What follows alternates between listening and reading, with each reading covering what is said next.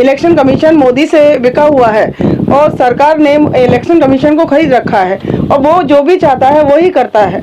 सड़क पर आप लोग उतरेंगे इस चुनाव के रिजल्ट के खिलाफ? बिल्कुल उतरेंगे और ईंट से ईंट बजाएंगे इन लोगों की। और चुनाव की जो बात आ रही है चुनाव आयोग की, ये सेटिंग गेटिंग का मामला है, ये 100% है।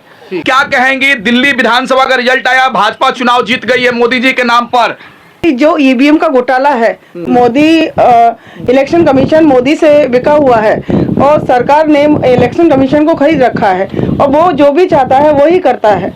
वोट नहीं मिल रहे हैं इसीलिए आप लोग चुनाव आयोग पे सवाल कर रही हैं? नहीं, ये तो ईवीएम का घोटाला है। हमारी जनता हमको वोट जरूर देती है लेकिन ईवीएम की वजह से हमें वोट नहीं मिल पाता, इसलिए हम लोग है ना पीछे रह जाते हैं। मोदी जी विकास के नाम पर दिल्ली जीते हैं, वो तो कह रहे अच्छे दिन आ गए थे इसलिए दिल्ली की जनता ने भरोसा किया भाजपा पर। ये तो वक्त बताएगा कि जनता ने भरोसा किया है या इलेक्शन कमीशन ने धोखा दिया है, किसने क्या किया। अभी इलेक्शन कमीशन जो उसका अधिकारी है, क्या नाम है उसका, राजीव जी, वो अभी रिटायर होने पे आ गए है ना। उन्होंने एक बीजेपी को तोहफा दे दिया है इस चीज का कि भाई तोहफा देकर जाएंगे।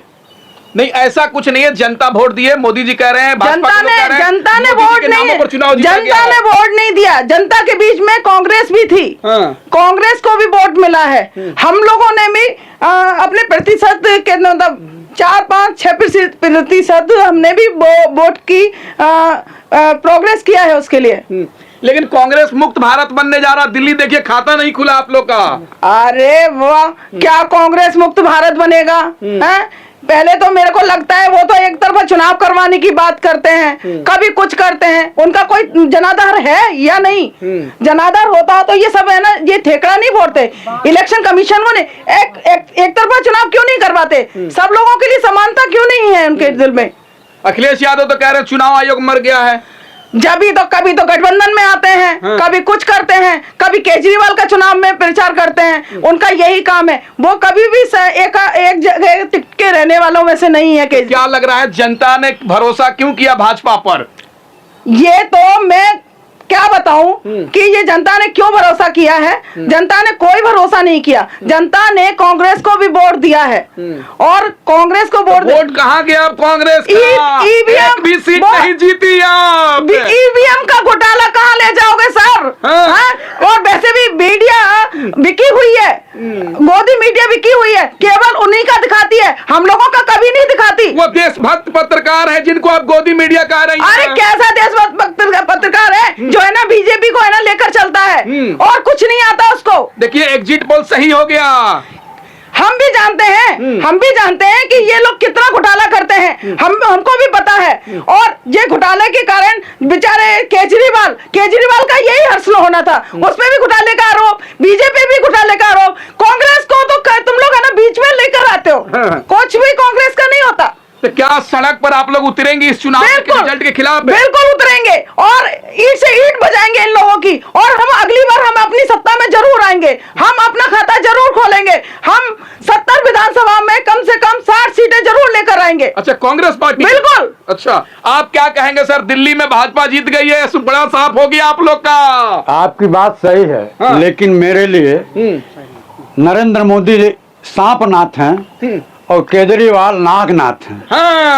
केजरीवाल ने मुझको हराने के लिए, कांग्रेस पार्टी को हराने के लिए हरियाणा हमारा विरोध किए,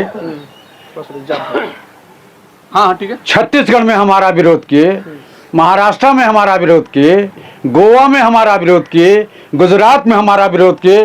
तो हमने भी मन ठान लिया था कि केजरीवाल को बुरी तरह से हराएंगे, टीट फाट टैट।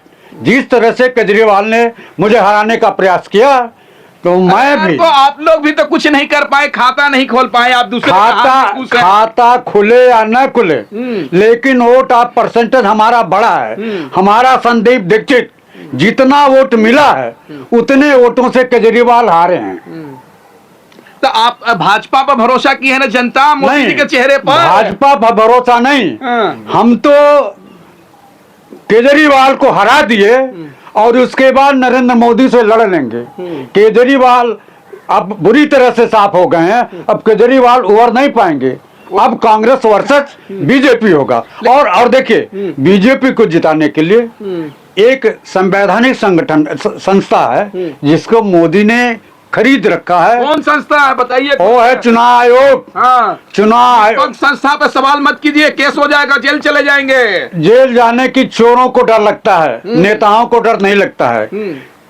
चुनाव आयोग लेकिन निष्पक्ष संस्था है। कहाँ निष्पक्ष संस्था है? आप बताओ, बिहार में जाकर के 22 सीटों पर लालू यादव के पार्टी को जिताती है और सर्टिफिकेट नहीं देती है। सर्टिफिकेट देती है भारतीय जनता पार्टी के लोगों को।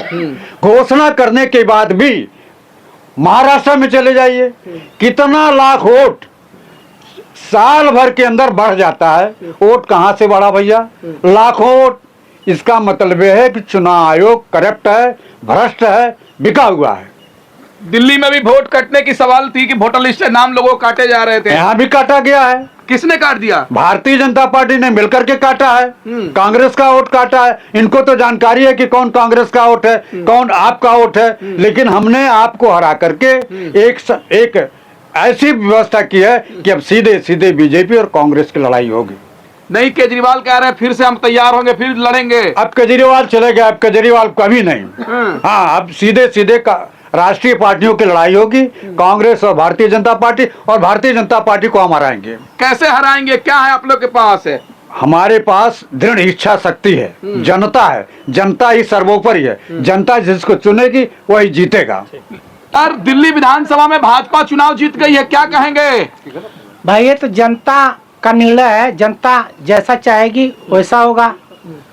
और रह गया कि कांग्रेस की बात, तो कांग्रेस ने तो लड़ा है मजबूती से चुनाव और वोट परसेंटेज बढ़ाया है।